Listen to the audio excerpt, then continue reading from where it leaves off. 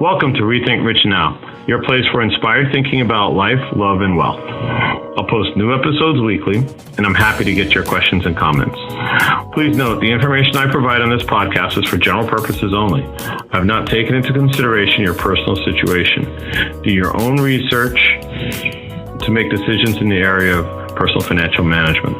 Please like and subscribe to this podcast. Future episodes will cover lots of topics. My objective here is to provide the information you need to start your journey towards financial success, however you define it.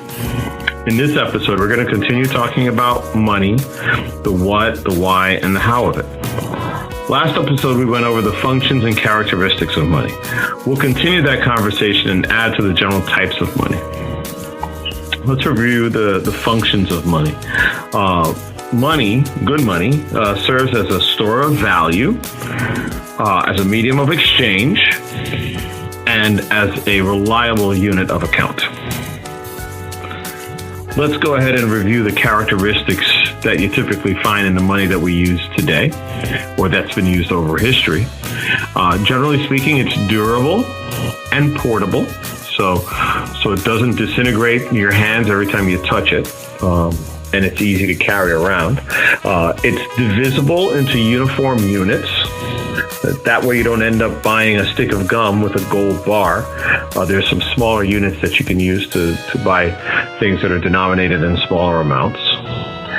Should be easily acceptable and verifiable. In other words, no counterfeiting going on. And it should be fungible. So $1 from Jane is the same as getting $1 from Bill. You should be indifferent between the two. Okay. With that under our belts, let's talk about the types of money that have existed over time and that exist today. Commodity money.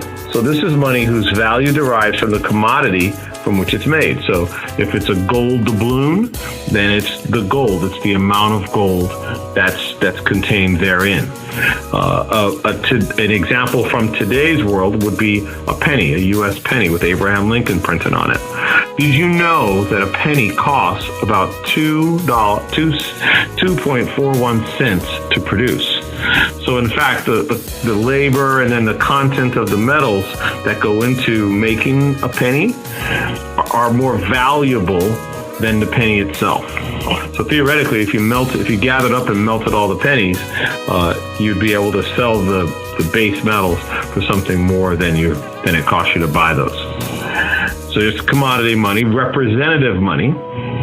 So representative money is just imagine that a dollar, or let's think back to history, when one U.S. dollar represented a certain amount in weight of gold.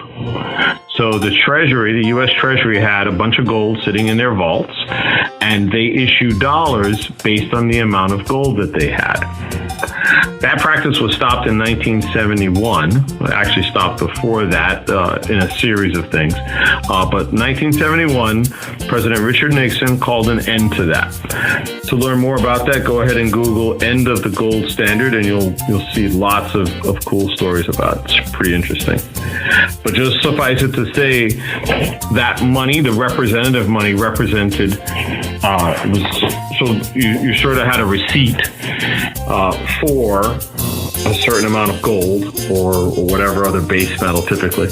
And so you didn't have to walk around with the gold in your pockets or in your car. You just walked around with the dollar bills, which are essentially receipts that you would present to people and pay for things with those. And then the last type is fiat money. The word fiat is Latin for let it be so. If you've been observing the cryptocurrency world, you've heard the word fiat many, many, many times. So fiat is money that derives its value by declaration of a government in most cases. In fact, the U.S. dollar, in the U.S. we have fiat currency. Our dollar is fiat. Back in 1971, when we went off of the gold standard, our dollar became backed by the full faith and credit of the United States government. So it was simply declared that $1 would be valuable because of the U.S. government behind it. Its value in the market in terms of other currencies is determined through a foreign exchange market. Okay, so that's a market where people are bidding each day and each minute of the day and talking about what is a dollar worth at this instance in time. Okay. I went off to college back when I was younger, thinking I was going to study computer engineering. Courses that I took were interesting, but I took an economics course and really felt like I had reached sort of the nirvana of learning and truth. And that's why I'm so fascinated by all these topics and have come to work in personal financial planning and finance. The study of how people make decisions, small decisions, big decisions, local and national or international decisions, is really the purview of the domain of economics.